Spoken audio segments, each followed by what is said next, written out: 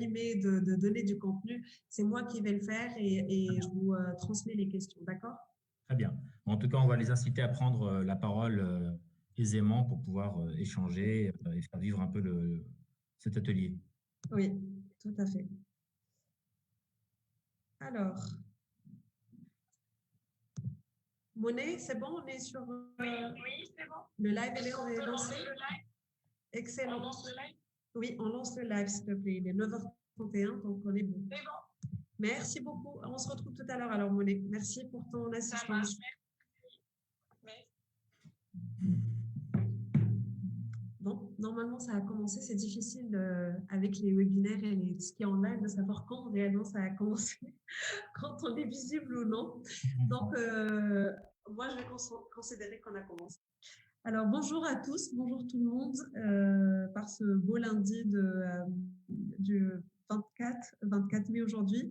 On sonne la reprise du programme Ins and Out Ecosystem Building. Donc, ce programme qui a pour but de connecter les acteurs, les experts internationaux des écosystèmes des startups.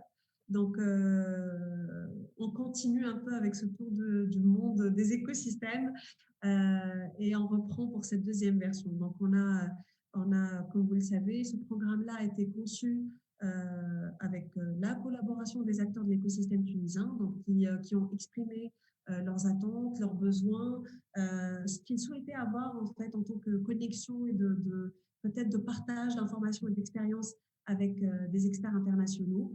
Aujourd'hui, je suis très heureuse donc, de reprendre aujourd'hui le deuxième round de Ins and Out Ecosystem Building avec Monsieur Medjid Yahioui. Bonjour, Monsieur Medjid. Bonjour. On est très heureux de vous avoir. Donc, bon, vous avez plusieurs casquettes. Donc, enseignant en business school, ça, c'est la première casquette, je pense, principale.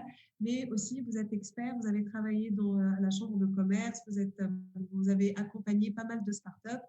Vous avez donc dû gérer les challenges de la gestion, d'accompagnement et des startups, mais aussi de toute la structure et de toute la dynamique qu'il y a autour de ces startups-là qui est, on va dire, autant plus importante que l'accompagnement lui-même. C'est le réseau qu'on présente à ces startups-là.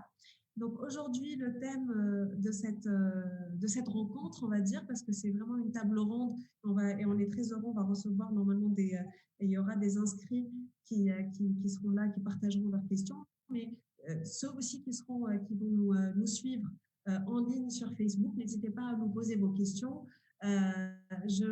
J'aurai cette responsabilité de les transmettre à Monsieur Yahyaoui. Donc, on est très heureux de relancer et voilà, on va commencer.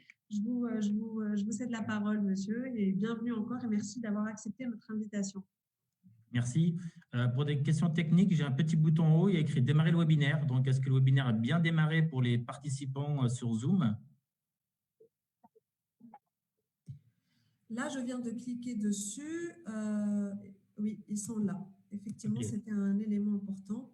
Donc je pense qu'ils n'ont peut-être pas entendu votre introduction. Non, ils sont sur Facebook. Le Facebook Live, il a commencé. D'accord, sur Facebook Live, mais je parlais juste pour les participants sur le Zoom, parce que pour l'instant, on a 5 qui commencent à arriver. Ils commencent à être visibles. Bonjour Amine et Roméo, et on est désolé de vous avoir laissé attendre. Voilà, donc ils sont en train de se connecter sur Zoom, pour ceux qui nous rejoignent sur Zoom.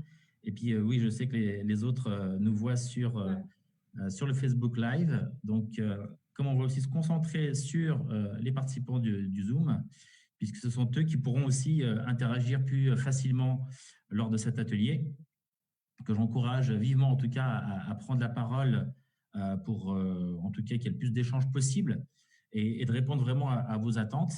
Donc, expressément, cet atelier était plutôt centré sur cette notion de communauté, c'est vrai, comment recruter l'animer une communauté d'experts avec les échanges avec Smart Capital Expertise France pour la préparation de cet atelier. On a vu qu'il y avait aussi des attentes particulières autour des questions sur la communauté d'entrepreneurs également. C'est un sujet aussi qui m'est très cher, puisque j'ai beaucoup œuvré également sur la création de clubs d'entrepreneurs et l'animation de clubs d'entrepreneurs sur mes 15 dernières années, en tout cas, de collaboration au sein de la Chambre de commerce de Paris. Et pareil, en questionnant avec Smart Capital et Expertise France les quelques structures qui ont eu en tout cas la gentillesse et la réactivité donc, de nous répondre par rapport à leur questionnement aussi sur les pratiques d'accompagnement. D'autres questions en tout cas ont émergé sur l'évaluation des projets des entrepreneurs, sur également les compétences de l'entrepreneur, comment les évaluer, comment l'accompagner pour cette montée en compétences, et également sur les compétences de l'accompagnateur, puisqu'il il s'agit de recruter des experts pour venir renforcer l'accompagnement technique, ces gens-là, au-delà de la notion d'experts, de mentors, de parrains ou d'alumni, en tant qu'anciens aussi accompagnés au sein de l'écosystème de la structure, tous ces protagonistes, en tout cas parties prenantes, ont un rôle à jouer dans l'accompagnement et dans les forces vives de la structure d'accompagnement. Donc, il est vraiment intéressant et pertinent, en tout cas, de se poser la question de leurs compétences aussi pour pouvoir, je dirais, constituer un pôle de ressources au sein de la structure d'accompagnement et savoir user de la bonne ressource au bon moment pour la bonne demande qui peut émerger d'un entrepreneur, quel que soit le stade de réflexion ou de maturation de son projet. Donc voilà, c'était vraiment sur ce sujet-là, en tout cas, qu'on va échanger et sur lesquels je vais aussi revenir sur des outils également utilisés depuis maintenant quelques années que je voudrais partager avec vous et une réflexion également sur le métier de l'accompagnateur. Donc, j'ai la chance, en tout cas, de faire ce métier depuis maintenant 20 ans. Et c'est vraiment pour moi, en plus de l'enseignement que j'ai la chance aussi de pratiquer depuis aussi 20 ans, de faire vraiment un métier extraordinaire. Et c'est un métier qui évolue énormément depuis quelques années, sur lequel on commence aussi à s'interroger sur la professionnalisation, en tout cas, de ce secteur. En tout cas, c'est une vraie réflexion qui est présente aujourd'hui en France, chez nous. Et j'ai la chance de participer avec BPI France, et sur le pôle formation de BPI France, et une formation dédiée à la certification des compétences, en tout cas des accompagnateurs à la création d'entreprise. Donc, je vais vous partager mon écran pour pouvoir vous diffuser ma présentation.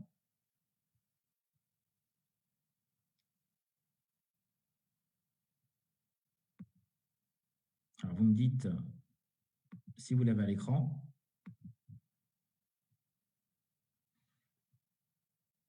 Elle est bien affichée?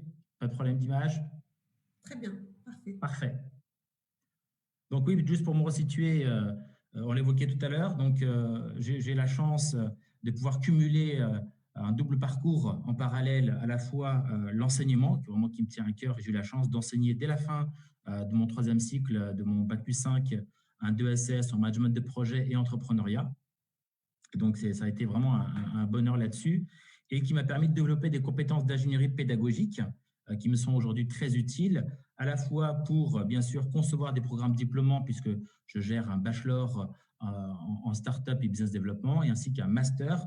Et je fais également de l'ingénierie d'incubation pour les écoles de commerce ou les universités qui souhaitent proposer des programmes d'incubation, que ce soit sur tout ce qui va être scientifique, tout ce qui va être innovation, pour les doctorants également. Donc, tout ce qui va être vraiment programme d'accompagnement sur les campus étudiants.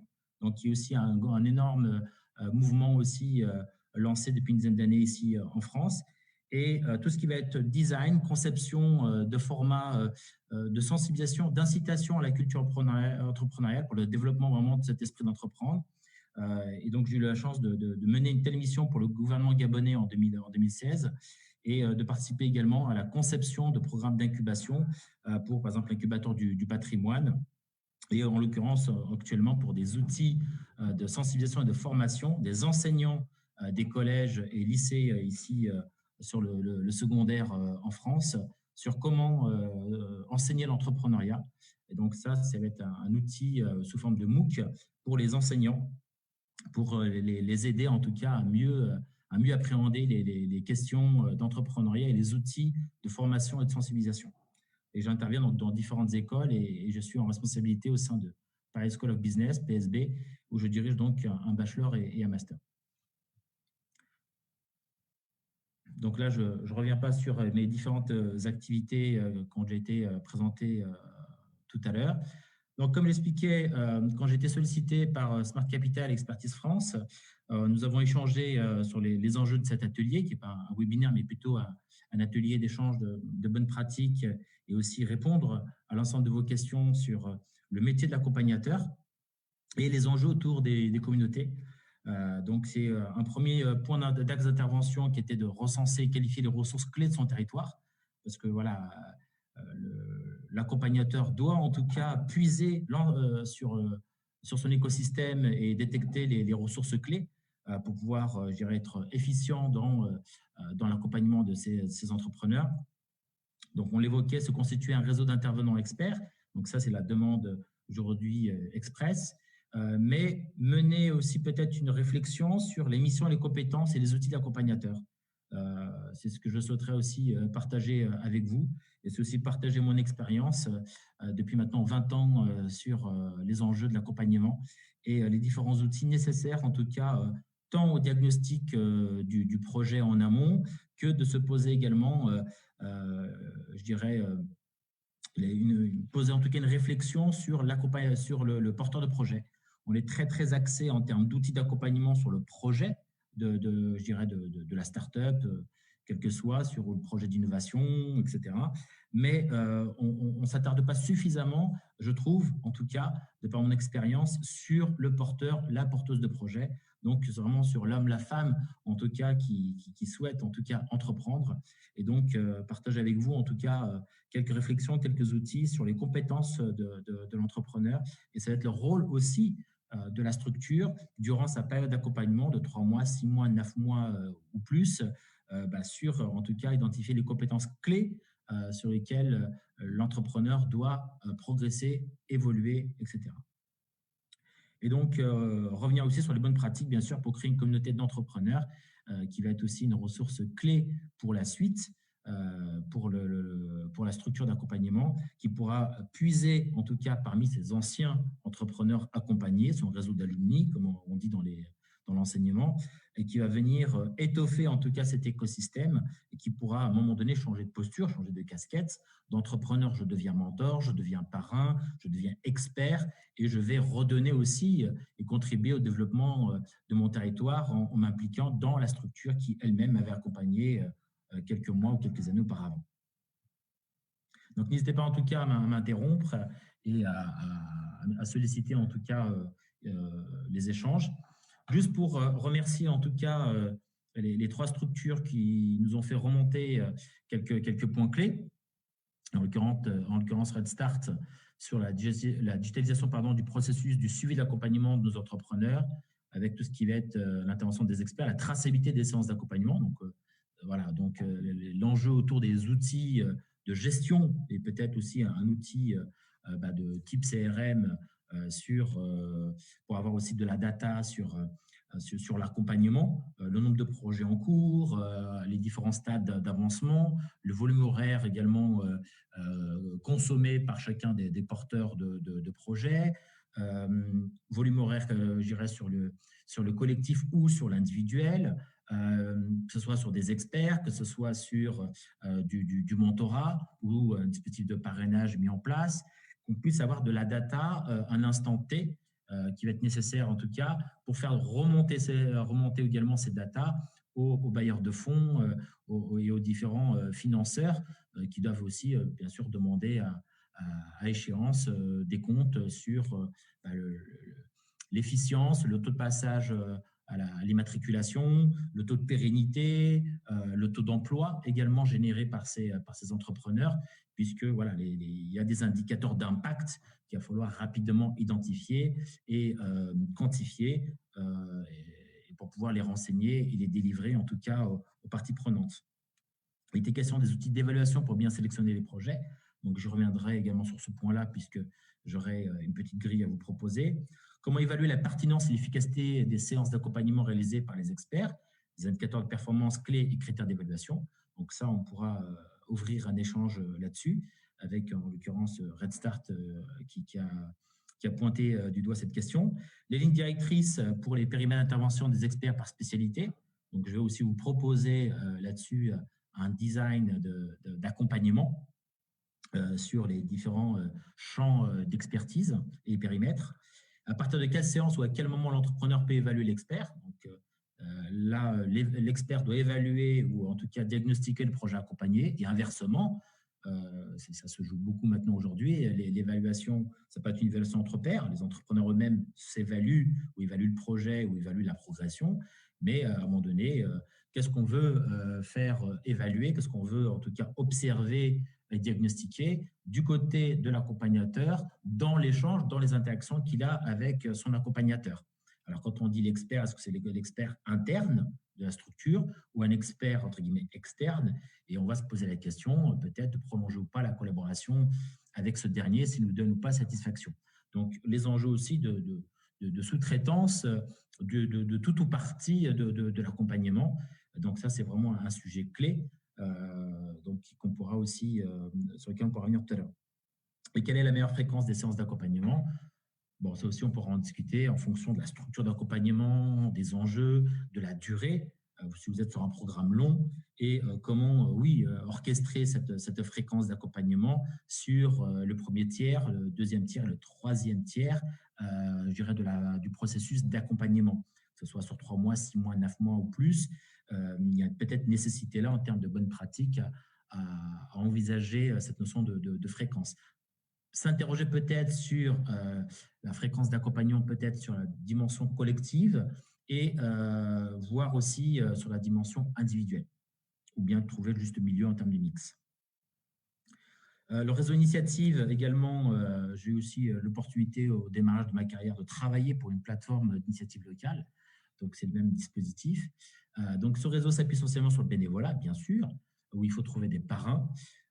Donc, l'enjeu est donc de recruter, fidéliser des parrains, mentors, pour venir en accompagnement, en appui et en parallèle du financement octroyé pour l'entrepreneur. Voilà, vous m'arrêtez si je me trompe.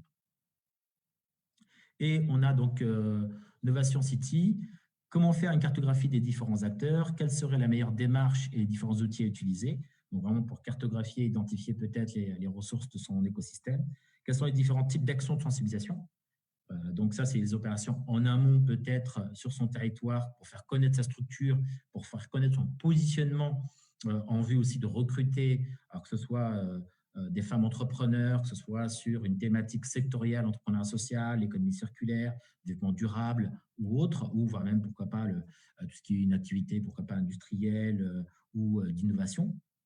Nécessité de mettre en place des opérations là de sensibilisation, de promotion, de détection aussi en amont de futurs projets et entrepreneurs à accompagner. Doit-on associer chaque action à une cible ou plutôt à un message spécifique? Donc là, il faudra juste bien qualifier en tout cas cette question par rapport à cette notion d'action à une cible ou message spécifique. Est-ce qu'on est sur les questions de sensibilisation ou est-ce qu'on est sur les enjeux plutôt d'animation de communauté? Comment choisir la cible expert-entrepreneur? Quel sera le message clé par cible? Et comment créer un réseau interactif et le maintenir mobilisé par différentes actions? Donc ça, on pourra revenir sur les bonnes pratiques d'accompagnement et d'animation également de communautés d'entrepreneurs. J'ai la chance de travailler sur ces différents sujets, sur comment créer un club d'entrepreneurs sur un territoire et les bonnes pratiques d'animation. Je peux aussi vous livrer à l'occasion de cet échange. Quelles astuces et outils sont utilisés pour réussir une animation multi-cible? Donc, ce sera une grille aussi que je vais vous proposer de questionnement et de positionnement de votre communauté à l'occasion de la création d'une communauté d'entrepreneurs ou éventuellement une communauté plus large que ça, donc avec une communauté expert.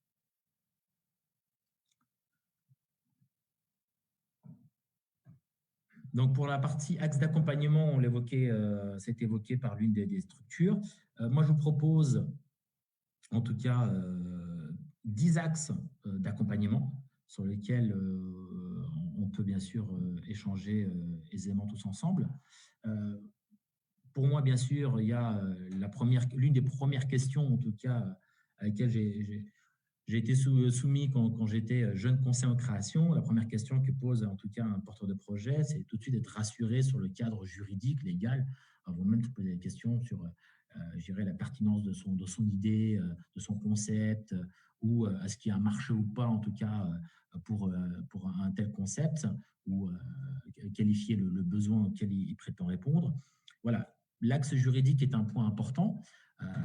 On a l'axe, bien sûr, marketing et branding. Communication digitale, aujourd'hui, c'est incontournable. C'est pas tout de créer une offre ou une société, il faut la faire connaître, il faut faire, je dirais, être visible et audible de sa future communauté. Donc, il y a des enjeux vraiment de communication très importants. Aujourd'hui, l'axe technique, l'axe tech et design, à la fois dans le processus de conception de l'offre, avec cette notion de design thinking, etc., ou les axes tech, parce qu'il y a des enjeux de structuration de plateformes. Aujourd'hui, avec le e-commerce, chaque projet a une dimension digitale et support web, Internet. Après, se posera la question de la compétence technique, en tout cas du porteur de projet lui-même ou au sein de son équipe pour réaliser le projet. L'axe financement, incontournable, donc sur lequel l'entrepreneur doit se saisir en tant que comment dire, apporteur de fonds initialement, et ensuite sa capacité à aller chercher des financements externes, à la fois se créer de la dette ou aller chercher des financements en love money, des outils de crowdfunding également qui peuvent venir à la fois être un outil de communication, de promotion, de visibilité plutôt en marketing, et puis en même temps, bien sûr, aller glaner quelques financements. L'axe gouvernance, qui est un point clé aussi au sein d'une équipe, les enjeux également de posture. Créer une entreprise seule, la question de la gouvernance repose bien sûr sur un seul individu, mais quand il s'agit d'une équipe entrepreneuriale, va se poser la question de la vision qu'ont les membres de l'équipe, vision partagée, et les enjeux peut-être de leadership, ou peut-être même, pourquoi pas, un leadership tournant ou une gestion ou gouvernance tournante à terme. Voilà, que les 3-4 personnes, en tout cas au sein de l'équipe, puissent driver le projet comme il se doit. L'axe business, ce n'est pas tout d'avoir une offre, il faut aussi être en capacité de la commercialiser et trouver en tout cas les bons canaux et les bons messages et les bons leviers. L'axe recrutement et dynamique d'équipe, l'entreprise à la fois avec les premiers éléments fondateurs de l'entreprise, les premiers recrutements qu'elle doit opérer rapidement dans les premières semaines, dans les premiers mois. Est-ce qu'on va chercher un tech? Est-ce qu'on internalise la technologie, la partie technique? Est-ce qu'on va internaliser la partie commerciale? Voilà, on va se poser les questions, en tout cas, des premiers postes à privilégier en termes de recrutement, et puis qui est aussi derrière une culture d'entreprise, une vision partagée pour animer en tout cas cette équipe.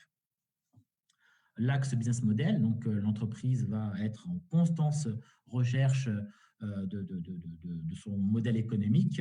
Elle sera peut-être amenée à le redesigner, à pivoter, à réajuster, je dirais, ce sujet clé, vraiment élément pivot qui est le business model, voire peut-être même, comme évoqué, à pivoter parce qu'elle doit tester des choses. Voilà. Et c'est le terrain qui va vraiment être l'élément probant pour s'assurer que l'idée de base, en tout cas, trouve un écho sur le marché. Bien sûr, l'axe pitch, pour aller chercher des financements, pour convaincre à la fois les futurs collaborateurs de rejoindre cette belle aventure, aller chercher aussi, et pourquoi pas, des compétences autres, au-delà du recrutement salarié, mais également au sein de l'équipe en tant que futur associé. C'est aussi convaincre des financeurs, donc pourquoi pas des business angels ou même réussir son pitch pour son campagne de crowdfunding, dans les différents concours de pitch, concours de start-up qui peuvent s'organiser sur le territoire. Donc, savoir pitcher son projet dans les différentes contraintes de temps, en 3 minutes, en 1 minute 30, en un quart d'heure, en 20 minutes, devant un jury, en vue de rentrer dans un incubateur, dans un programme. Voilà. Donc, l'entrepreneur doit constamment, en tout cas, rechercher l'excellence dans la structuration de son pitch et adapter son discours en fonction des environnements et des enjeux. Voilà les différents axes, en tout cas d'accompagnement des entrepreneurs sur lesquels vous allez mener, je dirais, votre diagnostic, savoir si vous êtes en capacité, avec les ressources dont vous disposez, d'accompagner les entrepreneurs sur ces différents axes. Je reviens aussi sur les précédents, donc, pour bien avoir en image les 10 axes. Et donc, vous pouvez très bien, en tout cas, vous-même mettre en place une stratégie de recrutement d'experts, donc tant en interne que des intervenants externes, des gens capables d'avoir ces compétences sur ces sujets clés pour pouvoir accompagner vos entrepreneurs sur ces différents axes. Donc, la nécessité pour vous de constituer cette communauté d'experts, d'avoir une base qualifiée, et puis pareil, sur chacun de ces axes, il va falloir rentrer peut-être un peu plus dans le détail. Cette notion sur la partie pitch, ça va être savoir construire un storytelling. Donc là, il faut peut-être faire appel à une compétence beaucoup plus spécifique, pointue sur cette notion de storytelling que uniquement l'expression, savoir prendre la parole en public sur de l'aisance orale. Donc, sur chacun de ces axes, peut-être sous-découper à 4-5 éléments. Sur la notion de business model, on peut aussi travailler la notion de social business model canvas. On peut travailler sur le Lean Startup Canvas si on veut un peu plus articuler, et ça va faire le lien avec la dimension, bien sûr, marketing et positionnement. Sur les éléments juridiques, pareil, ça peut être des spécialistes de la propriété intellectuelle industrielle pour tout ce qui va être les éléments de brevet, mais ça peut être également de simples juristes sur la structure juridique à mettre en place, ou des experts sectoriels sur des réglementations en vigueur ou des éléments juridiques, fiscaux, sociaux, ou des éléments douaniers. Voilà. Donc, sur chacun de ces axes, nécessité en tout cas de rentrer un peu plus en segmentation, en finesse, et être en capacité d'avoir 1 à 2 noms d'intervenants potentiels, et s'assurer bien sûr que cette personne a des références, en tout cas a elle-même les compétences et le degré d'expertise attendu sur ces différents axes. Je ne sais pas s'il y a des questions déjà sur les axes d'accompagnement qui ont été proposés. N'hésitez pas à prendre la parole. Parmi les participants connectés au chat sur Zoom. Alors, Roméo Morabin nous dit que c'est très clair. Donc, je pense qu'il n'y a pas encore de questions maintenant, mais on peut continuer. Mais voilà, réservez-nous vos questions parce que c'est à travers les échanges que c'est vraiment intéressant d'avoir vos retours. Donc là, votre base de données d'experts, vous pouvez la construire autour de ces 10 axes. Et sur chacun de ces axes-là, rentrez un peu plus en finesse sur au moins 4-5 éléments de subdivision de chacun de ces axes. Et à partir de là, vous avez votre base de données d'experts, et vous saurez, en fonction du besoin qu'exprime en tout cas votre porteur de projet, le matcher avec le bon expert. Que ce soit pour un rendez-vous individuel, une consultation, ou bien si dans le processus d'accompagnement vous mettez en place, proposer, pourquoi pas, une session collective. Si plusieurs entrepreneurs ont le même besoin exprimé, en l'occurrence, ce sont des besoins qu'on peut rapidement anticiper, puisque dans le processus d'accompagnement, on arrive à anticiper les questions qui vont émerger, et donc on va construire son processus de formation et d'accompagnement de manière assez linéaire, et on peut déjà organiser des sessions collectives pour anticiper chacun de ces axes, et ensuite, sur des besoins beaucoup plus particuliers, allouer une ressource experte pour un suivi, un accompagnement individualisé. Il y a une question de Madame Imen. Oui. Alors, comment devons-nous affecter les experts? Est-ce que leur affectation doit se faire en fonction des besoins de l'entrepreneur, ou doit-on avancer sur tous les volets en parallèle? Je pense que vous y avez un peu répondu maintenant, mais on essaie de y répondre. Alors, il faut affecter l'expert, bien sûr, à un besoin, mais je vous invite surtout à travailler sur du collectif, dans un premier temps, parce que la ressource expert vous coûte de l'argent aussi, et vous devez, pour vous, mutualiser et rationaliser, en tout cas, votre processus d'accompagnement. C'est beaucoup plus partir sur du collectif. Et à l'issue du collectif, s'il y a des besoins plus particuliers qui émergent de la part d'un entrepreneur ou d'une entrepreneur que vous accompagnez, là, peut-être aller plus loin. Parce que, et ça va faire écho avec la deuxième partie que je vais vous proposer, c'est sur votre capacité à diagnostiquer les compétences de l'entrepreneur que vous accompagnez. Et c'est là où il faut matcher à la fois les compétences et le niveau d'expertise de vos ressources et votre objectif en tant qu'accompagnateur. Donc ça, c'est vraiment un outil sur lequel je vais un peu m'attarder et que j'aimerais vraiment partager avec vous. Donc en tout cas, là, il y a 12 thèmes que je vais vous proposer, que je vais un peu détailler par la suite, sur lesquels, en tout cas, moi, je suis en train de designer en tout cas un programme d'incubation en Algérie, donc dans le territoire, entre guillemets, qui m'a vu naître il y a une quarantaine d'années, et ça me tient à cœur vraiment, comme pour la Tunisie en tout cas, d'accompagner voilà, cet élan entrepreneurial dans ce genre de pays. Et je vais vous proposer un outil qui, lui, permet de diagnostiquer 86 compétences.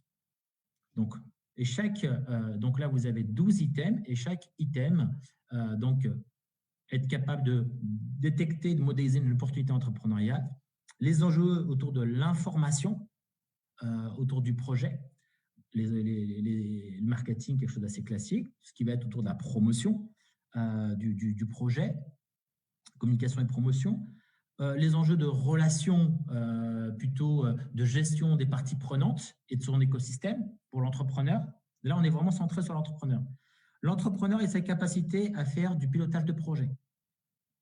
L'entrepreneur et son aisance, son appétence sur les questions financières. L'entrepreneur dans sa capacité à organiser sa structure. L'entrepreneur et son questionnement RH en termes de recrutement, de gestion, de fidélisation, éviter le turnover, etc. Donc ça, c'est vraiment un point clé. L'entrepreneur qui va aussi se questionner sur ses propres compétences comportementales au niveau des soft skills. Et les enjeux tech et design qui aujourd'hui sont incontournables pour beaucoup de projets. La tech, ce n'est pas forcément de l'innovation de rupture, mais voilà, est-ce que je suis capable ou pas demain de faire mon site internet, ou est-ce que je dois le sous-traiter à une agence? Et même si je le sous-traite à une agence, il faut peut-être que j'ai une petite appétence pour ce sujet pour pouvoir avoir une discussion, en tout cas un peu poussée avec mon prestataire pour qu'on puisse avoir le même langage. C'est important de parler la même langue pour se comprendre et que ce dernier puisse être à la hauteur de mes attentes.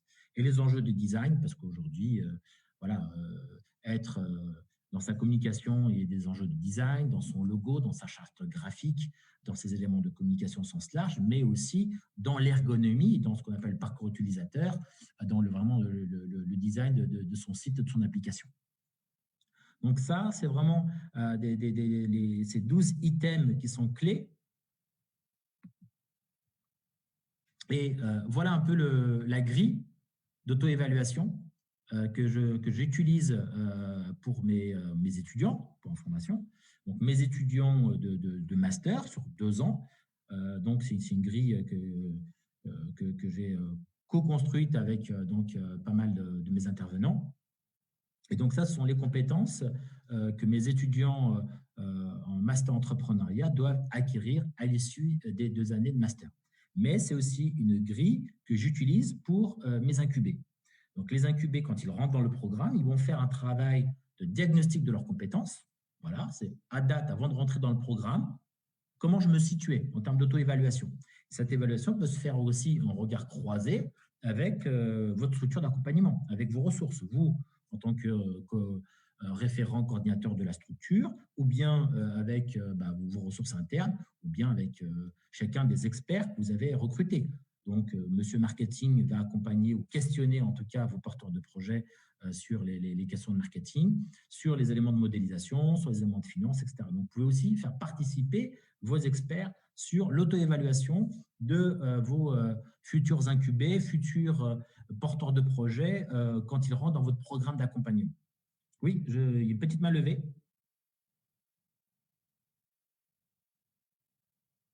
Allô? y avait une main levée pour une question. C'était moi, j'avais laissé un. Non, maintenant, c'est Roméo Morabin qui lève la main. Bonjour, Roméo. Vas-y, Roméo. Allez-y, vous pouvez poser votre question.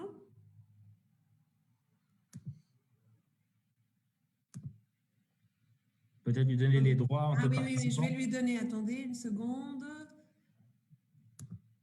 Alors. C'est bon, là, vous pouvez?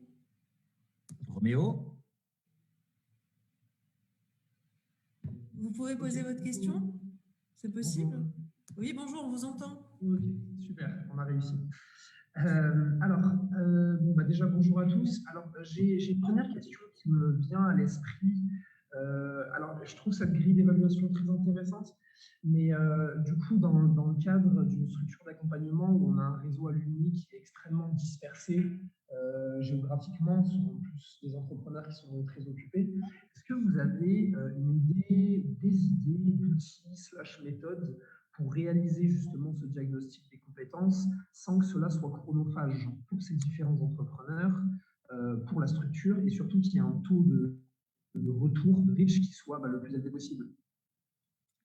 Alors, ça, c'est un outil d'auto-évaluation. Donc là, c'est le porteur de projet à l'entrée de votre programme, au démarrage de votre programme, juste avant le kick-off, ou même ça peut être l'objet même d'un atelier, d'un workshop au moment de votre kick-off, qui, lui, va s'interroger, se questionner et va s'auto-évaluer. On n'est pas obligé de l'évaluer par quelqu'un d'externe, où là, je peux comprendre que vous n'avez pas forcément la ressource ou que ça peut être très chronophage. Donc, ça, c'est vraiment le porteur de projet. Et ce qui est intéressant, c'est de refaire la même évaluation à la fin du parcours. Et que la personne prenne conscience, entre guillemets, de sa propre marge de progression, ou en tout cas, les éléments à continuer à travailler. D'accord. Alors, c'est vrai que moi, j'avais pensé à utiliser cette grille, en fait, pour mapper les compétences de nos alumni. Exactement. Elle est tout à fait pertinente. Je l'utilise également pour mapper les compétences de mes experts. Comme ça me fait le matching. Et du coup, comment est-ce que vous faites pour transmettre cette grille d'auto-évaluation à vos experts? Parce que moi, si j'envoie un mail à l'ensemble de mes alumni, avec du coup cette grille à l'intérieur, sous format Excel par exemple, ou alors je peux créer un sondage. Roméo, un simple sondage, je l'ai fait également, vous voyez, un simple sondage sur ces axes-là, pour pas que ça soit trop chronophage, un Google Forms, voilà, on voudrait vous impliquer dans notre communauté, vous avez bénéficié de notre accompagnement, vous avez été géniaux, etc., etc. Et puis même eux, c'est bien aussi de redonner ce qu'on a reçu. Vous voyez, c'est important aussi d'être dans ce partage et d'être dans cet enjeu de transmission. Donc, vous pouvez juste leur demander, en expliquant chacun des items, de leur demander, voilà, demain, si tu as un petit peu de temps à consacrer, toi, à ta communauté, dis-moi sur quel axe tu aimerais te positionner. Tiens, le business développement, business model, je suis plutôt à l'aise là-dessus, sur l'agilité business model ou l'art du pitch et l'art de convaincre, très bien. Et il se positionne sur un axe et il donne également le temps qu'il est capable d'allouer. Ressources temps, ressources compétences, c'est les éléments clés à avoir. C'est deux informations principales. Et donc, vous allez cumuler en disant, voilà, pour ça, là, j'ai Eric, ou j'ai Raphaël, ou j'ai Mohamed qui est capable demain de me faire un workshop d'1 heure, 1 heure et demie sur les questions, enfin les éléments clés pour réussir son pitch, par exemple. Parce que lui, déjà, il n'a pas beaucoup de temps, mais je sais que sur un webinaire, il peut faire un truc top sur du collectif.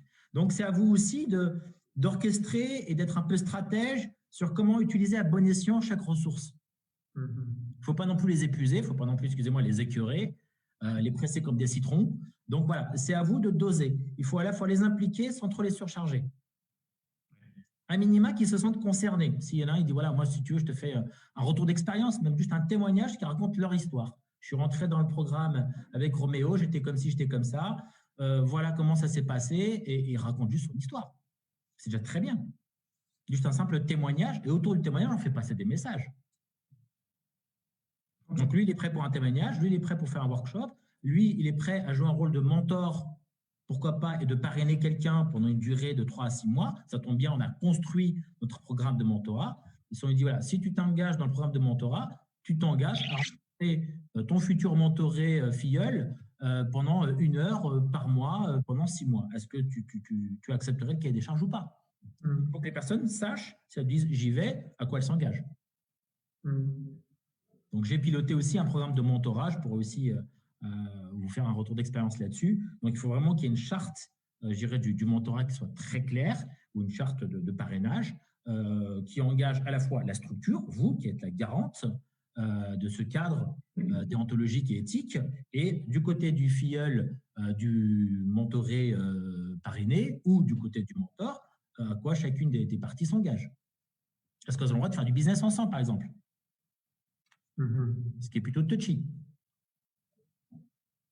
Donc, par exemple, dans la charte du mentorat, dans le programme à l'Institut du mentor entrepreneurial à l'IME, la Chambre de commerce de Paris, en l'occurrence, les mentors n'ont pas le droit d'être en affaires avec leur mentoré pendant la phase d'accompagnement et 2 ans après. C'est-à-dire pendant 3 ans et demi, ils n'ont pas le droit de faire du business ensemble. D'accord, en tout cas très clair. Merci pour cette réponse. Donc, vraiment, Google Forms, c'est quelque chose de très simple.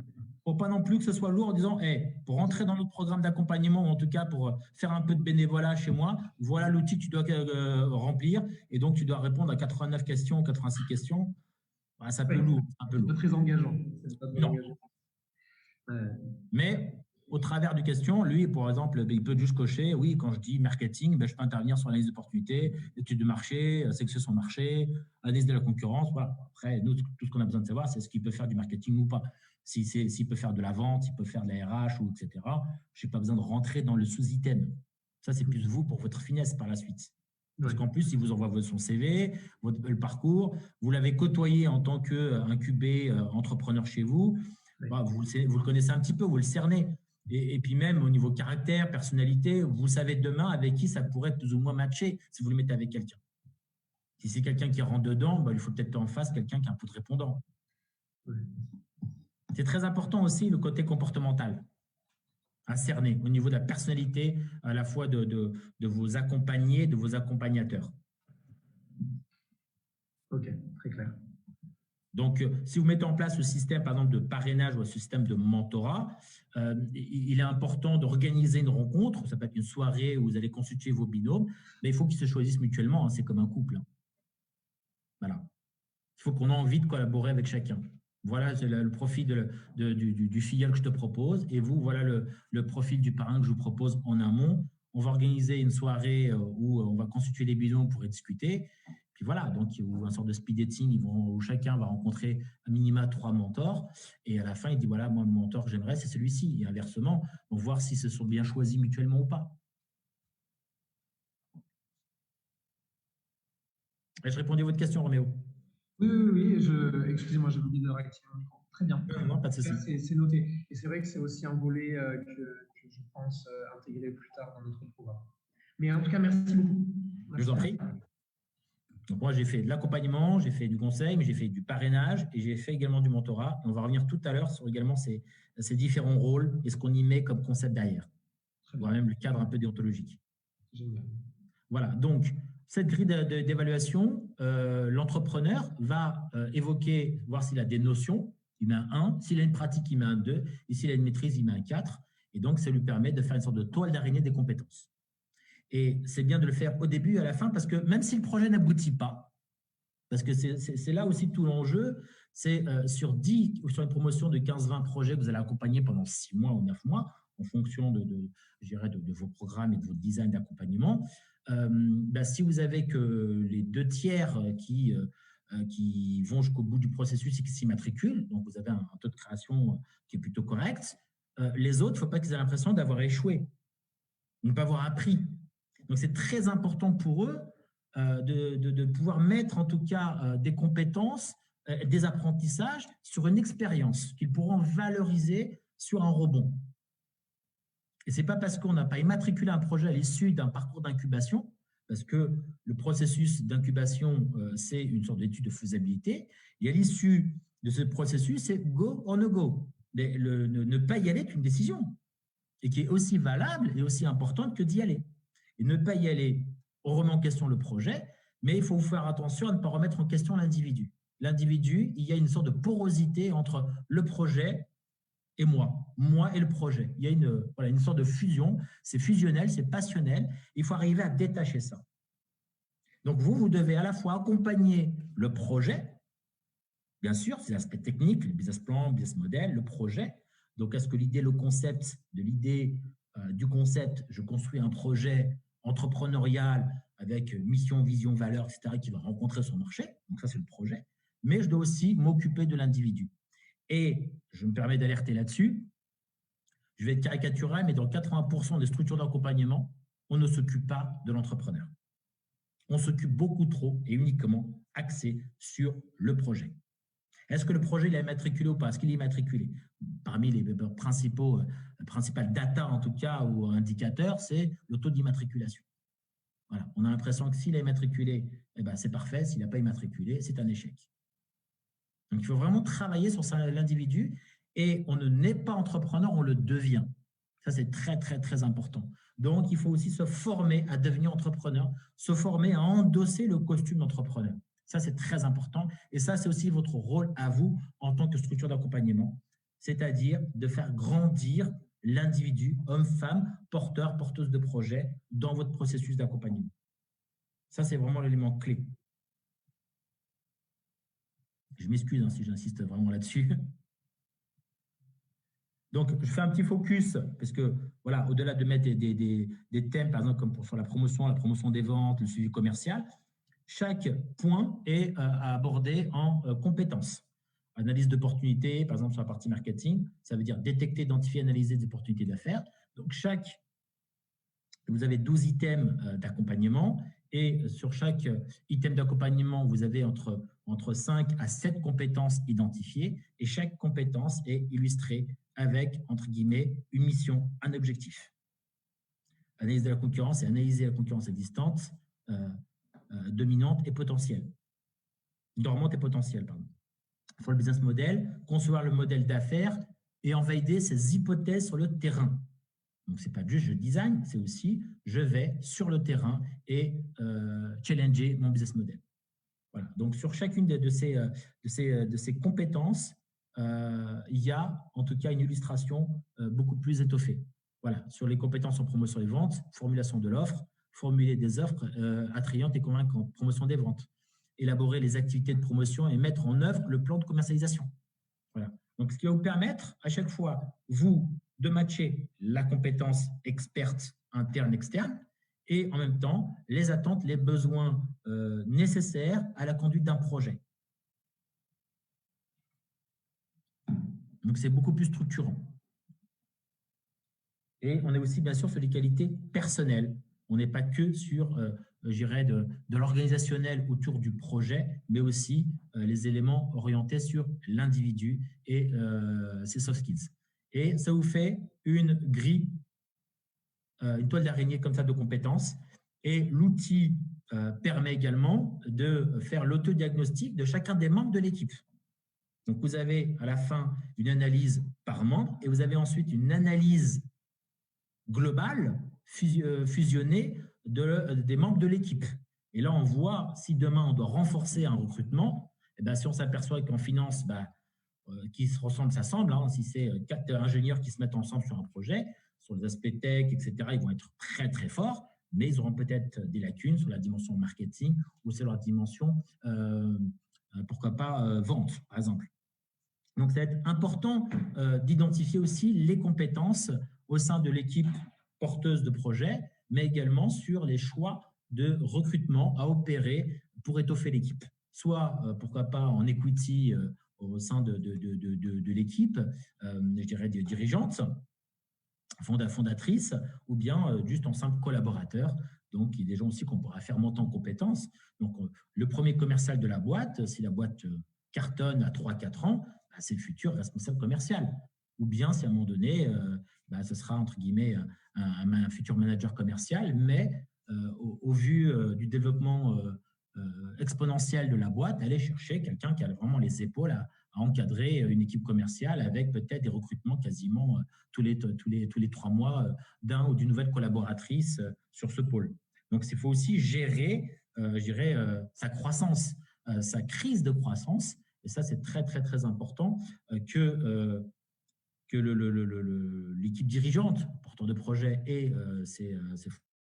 le reste des associés, si c'est une équipe, puisse en tout cas avoir une vision à moyen long terme du projet. Ça, c'est très, très important. Et les différents paliers organisationnels à mettre en place, de structuration, pour permettre à la boîte d'aller plus vite et plus haut. On ne gère pas une épicerie comme on gère un supermarché. Ça, c'est très, très important. Et une équipe qui va doubler ses effectifs tous les 4, 5, 6 mois, à un moment donné, une crise de croissance qui est vraiment, entre guillemets, qui peut être dommageable. Et beaucoup d'entreprises, malheureusement, risquent de disparaître dans le cadre, je dirais, d'une croissance trop rapide qui n'a pas été organisée, parce qu'il faut mettre en place du middle management pour permettre, en tout cas, d'avoir une organisation efficiente pour faire le million, les 3 millions, les 5 millions, les 10 millions, avec une équipe qui passe de 5 à 25 personnes, ou 30 personnes, ou 40 personnes, en l'espace de 2-3 ans.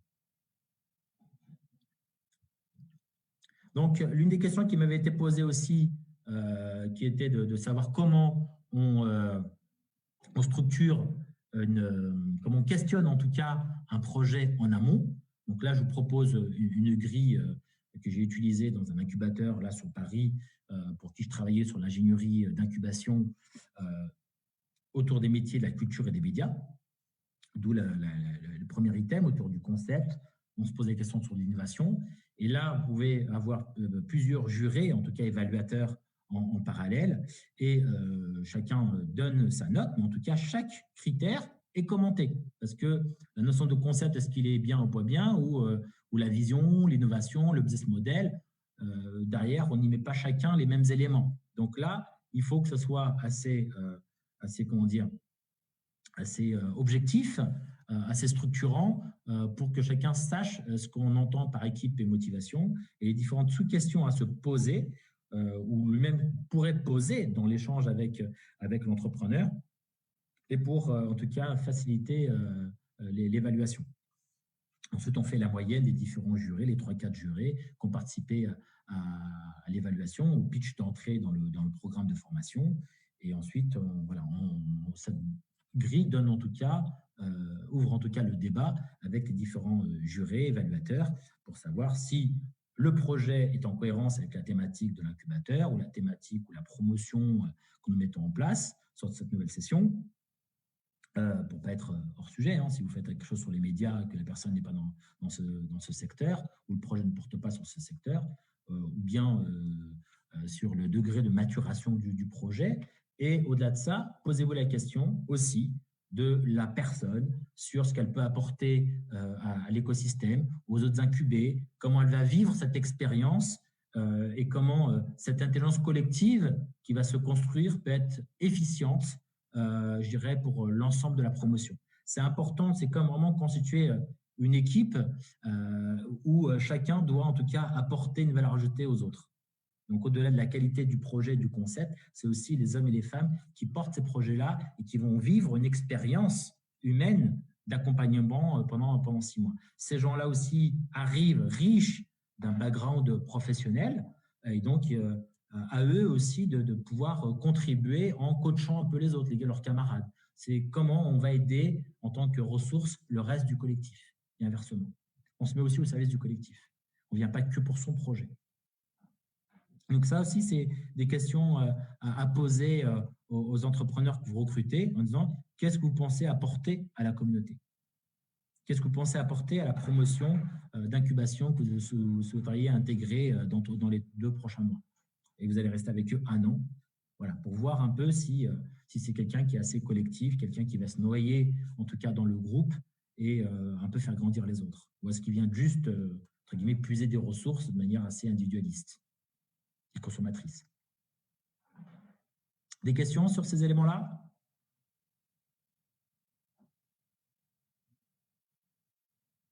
Je ne sais plus qui c'était. C'était pas Red Start, c'était l'autre structure qui m'avait posé des questions sur la grille d'évaluation.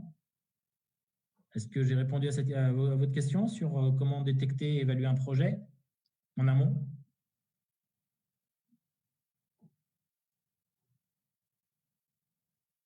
Ah ben, on va dire oui.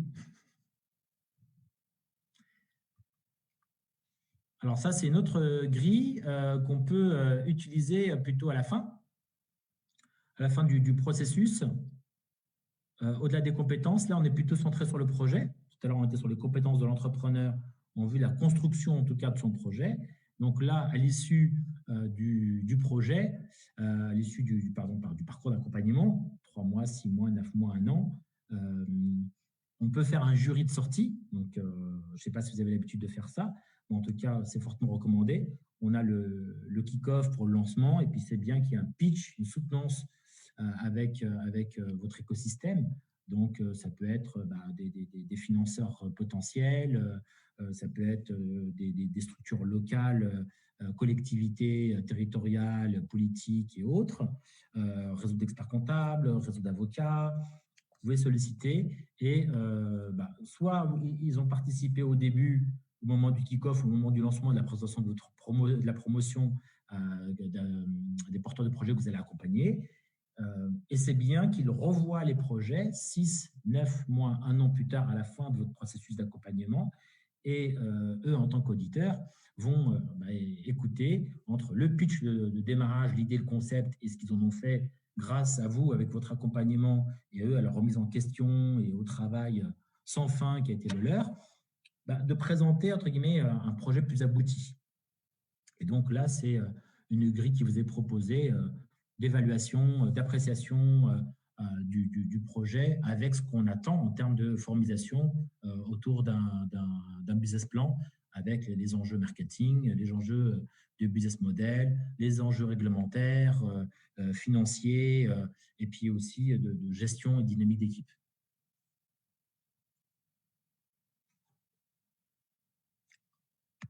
Là, j'aimerais juste qu'on puisse s'attarder sur les dimensions de la notion d'accompagnement. Et ça, c'est un point clé sur lequel je travaille avec BPI France, donc la Banque publique d'investissement qui aujourd'hui est je dirais, le chef de file de l'écosystème entrepreneurial ici en France. Et là, c'est le schéma de Maëla Paul, qui est une chercheuse en entrepreneuriat qui a modélisé, je dirais, ce schéma autour des postures de l'accompagnateur que je voulais partager avec vous. Sur accompagner, c'est guider, donc conseiller. Donc, on est plus dans les structures d'accompagnement, souvent dans ce rôle de conseil. Cette notion d'éclairer, d'orienter, en fonction aussi des missions de la structure. Ça peut être juste une structure qui est là pour sensibiliser à l'entrepreneuriat et orienter vers les autres structures avec un sort de continuum de l'accompagnement entrepreneuriat, de l'écosystème, en l'occurrence, pourquoi pas tunisien. Donc, il est important aussi pour les différents opérateurs de mapper les structures elles-mêmes. Les structures elles-mêmes vont mapper leur écosystème d'accompagnement et sur leur territoire, mais à l'échelle plus globale, plus macro, il faut que les opérateurs entre guillemets, publics et privés qui œuvrent sur cette politique entrepreneuriale puissent mapper sur chacun des territoires les différentes structures et essayer de donner une coloration pour chaque mission ou chaque métier de la structure. Un incubateur, on sait ce que fait un incubateur, mais certains incubateurs font du coworking, certains incubateurs vont faire de l'accélération, certains incubateurs vont faire du suivi post-création jusqu'aux 3 ans, voire aux 5 ans. D'autres ne font que de la sensibilisation, d'autres font que de la détection. Voilà, d'autres vont faire que du financement, d'autres vont faire de l'hébergement type pépinière. Voilà, donc il faut à un moment donné, derrière le terme accompagnement à l'entrepreneuriat, qui est un terme assez trop généraliste, assez galvaudé, on ne met pas les mêmes métiers en face. Donc ça, c'est vraiment un véritable enjeu, c'est de qualifier le rôle, les missions, les périmètres de chacune des structures. Donc vous, à l'échelle locale, vous devez faire ce travail et en tout cas pour les opérateurs à l'échelle régionale ou à l'échelle nationale, pareil, faire ce recensement. Et il est bon aussi, pourquoi pas, d'émettre des guides en fonction des régions, le guide de l'accompagnement et une sorte d'annuaire pour permettre aux porteurs de projets de s'y retrouver. Sur certains écosystèmes, sur certains territoires, on peut identifier jusqu'à une centaine de structures. Donc, on a une entrée par public, on a une entrée par typologie d'accompagnement, par niveau de maturité de projet. Voilà, on a différents critères, en tout cas, pour pouvoir les segmenter. Mais mettez-vous juste à la place du porteur de projet ou de la porteuse de projet qui cherche la bonne information, la bonne porte d'entrée. Et par moments, on se perd dans cet amas d'acteurs où on a l'impression que tout le monde fait le même métier alors que ce n'est pas tout à fait le même métier. Donc, sur la notion de conduite, commander, diriger, suivre, escorter. Donc, nous, on est plus là. Vous êtes plus sur la notion de conseiller, guider et de la notion d'escorter, parce que là, vous allez vraiment avoir un rôle plus protecteur. Et en l'occurrence, sur la partie parrainage, mentorat, vous allez vous retrouver ici. Après, on est sur la partie conseiller, sur la partie conseiller formé. Les typologies de pratiques d'accompagnement. Donc, on parle de parrainage, on parle de mentorat. Voilà, juste remettre quelques éléments de définition sur les éléments de tutorat qu'on retrouve plutôt en entreprise, pourquoi pas du tutorat intergénérationnel entre les quinquas qui vont préparer, pourquoi pas, leur futur départ de l'entreprise, mais transmettre aussi tout leur savoir-faire et savoir-être, carnet d'adresse, etc. Bah, pourquoi pas de jeunes recrues.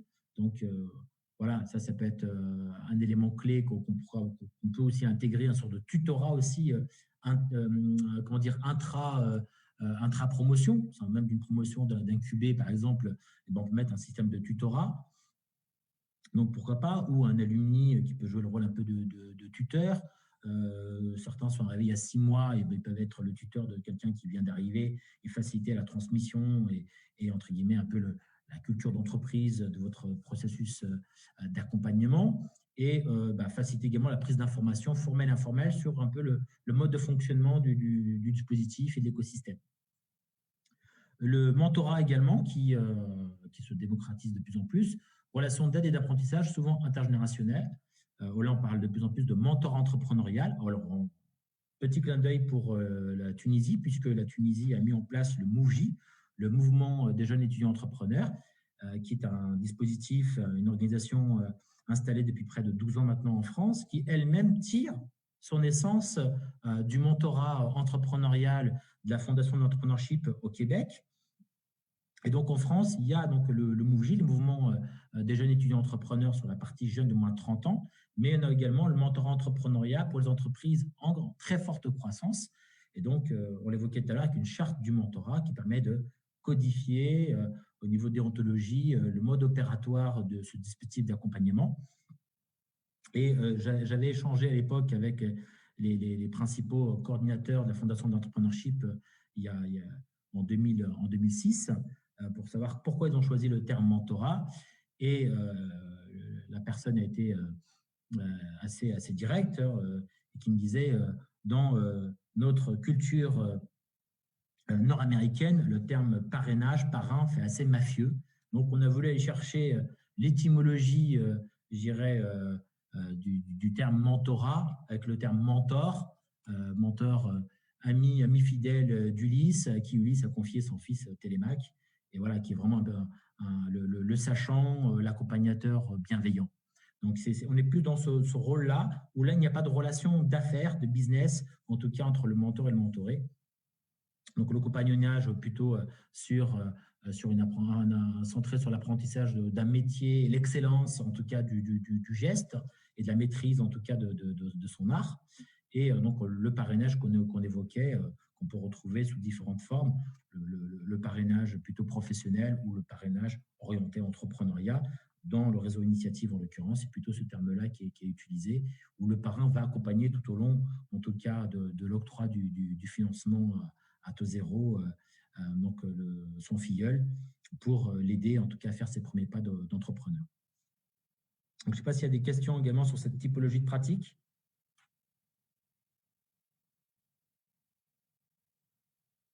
Je vais enchaîner juste sur l'accompagnateur. On le disait tout à l'heure, l'accompagnateur, c'est quelqu'un qui va s'appuyer sur un savoir-faire technique, sur la conduite d'entretien, d'un accompagnement, etc. Sur un carnet d'adresses, donc des experts, une bonne connaissance de son écosystème. Donc, voir lui aussi en termes de maillon dans la chaîne d'accompagnement où est-ce qu'il se positionne, quelles sont les structures en amont et celles en aval et qui, lui, doit composer avec son écosystème.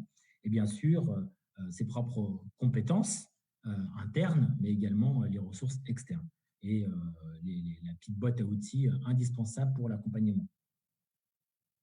Là, je voudrais juste vous éclairer aussi sur les compétences clés de l'accompagnateur. Donc ça, c'est une formation dans laquelle j'interviens depuis son démarrage ici en France piloté par BPI France, le centre de formation de BPI France, qui est l'une des premières formations certifiantes sur le métier de conseiller à la création d'entreprise. Donc, pour des gens déjà installés professionnellement dans une chambre de commerce, dans une boutique de gestion, dans une structure d'accompagnement, entre guillemets, classique, ou responsable d'incubateur, ou les gens dans les structures de développement économique, par exemple, ou pourquoi pas aussi dans les programmes d'entrepreneuriat de grands groupes, donc autour des cellules dites d'essaimage ou des programmes, je dirais, d'entrepreneuriat ou d'intrapreneuriat dans des grands groupes. Donc, des gens qui occupent ces postes-là et qui souhaitent aussi une reconnaissance, en tout cas professionnelle, de leur métier et qui cherchent à avoir une certification académique de leur profession. Donc là, sur les compétences, et là, les deux premières compétences sont des compétences assez généralistes pour tout type de métier, quel que soit un peu, on l'évoquait tout à l'heure, ce continuum de l'accompagnement, parce qu'il y a aussi un degré d'expertise en fonction des structures. Donc, conduire un entretien individuel avec un des porteurs de projets de création d'entreprise dans le respect des règles déontologiques et du cadre réglementaire, en adoptant une communication et une posture bienveillante, propice à la relation d'accompagnement. Est-ce que je sais ou pas mobiliser une technique ou un schéma d'entretien approprié pour accompagner le porteur de projet sur les enjeux d'information, de ressources méthodologiques, techniques d'accompagnement. Voilà. Donc ça, c'est vraiment la partie être capable de conduire un entretien d'accompagnement.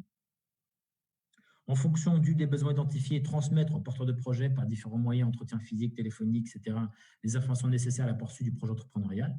Donc ça, c'est ma relation avec le porteur de projet que j'accompagne. Après, on va rentrer de manière plus détaillée sur des aspects un peu plus techniques. Dans une optique de référent de parcours, où là, c'est le middle entre la partie généraliste et la partie expert. On est plutôt sur la notion intermédiaire, on est sur la notion dite de référent de parcours.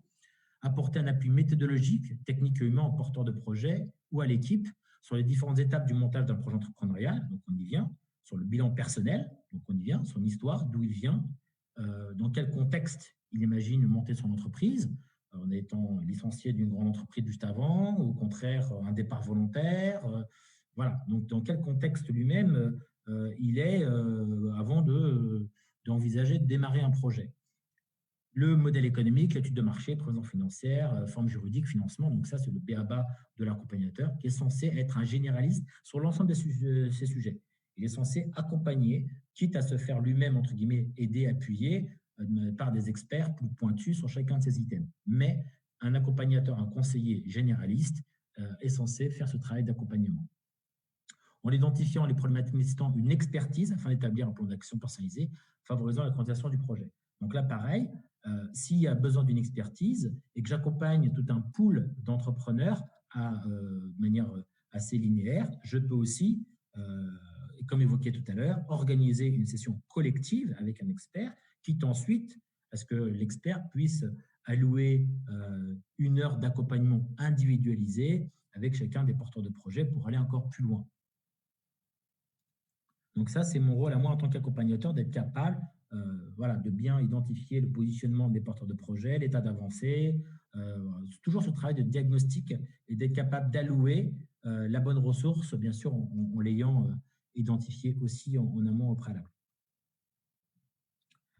Élément 4, donc réaliser une analyse du projet entrepreneurial dans ses différentes dimensions, dit tout à l'heure, vraiment sur la partie analyse, et les différentes expertises d'accompagnement, et être capable d'apprécier le réalisme et la viabilité économique du projet. Parce qu'il faut aussi, au cours de l'accompagnement, éclairer je dirais, le porteur de projet sur sa capacité ou l'opportunité, la pertinence de lancer ou pas le projet. Que nous douce des chiffres, que nous révèle l'étude de marché. Est-ce que, entre guillemets, il y a une place à prendre ou pas, ou au contraire, inciter l'entrepreneur à pivoter ou peut-être re-questionner le projet dans sa globalité ou sa démarche entrepreneuriale.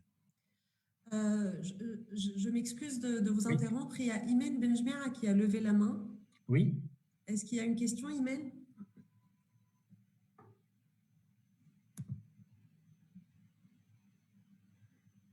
Imen?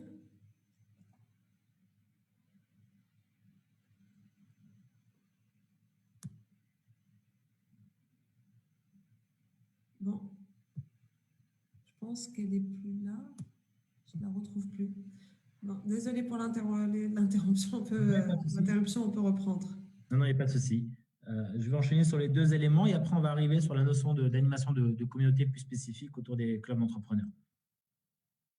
Mais vraiment sur l'évolution, en tout cas, de cette posture, de cette profession qui est l'accompagnateur.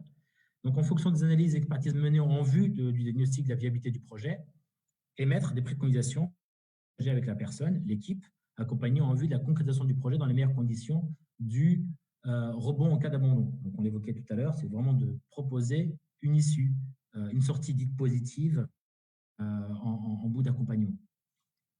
Donc, c'est aussi vous, par rapport aux différents experts, parce qu'il y a être expert, il y a aussi cette capacité en tant qu'expert à mener un entretien d'accompagnement, avoir la bonne posture, je dirais, on l'évoquait tout à l'heure sur cette notion de bienveillance, utiliser les bons outils et être dans l'écoute permanente du porteur de projet et le challenger constamment sur la conduite de son projet.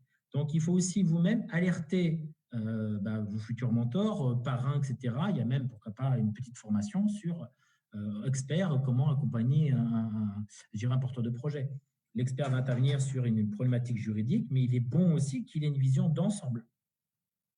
Donc, que ce soit une question réglementaire, voire même la structure, qu'il prenne le temps d'écouter aussi les désirata de l'équipe porteuse de projet pour pouvoir leur proposer, en tout cas, le cadre juridique, la forme juridique la plus adaptée à leurs attentes.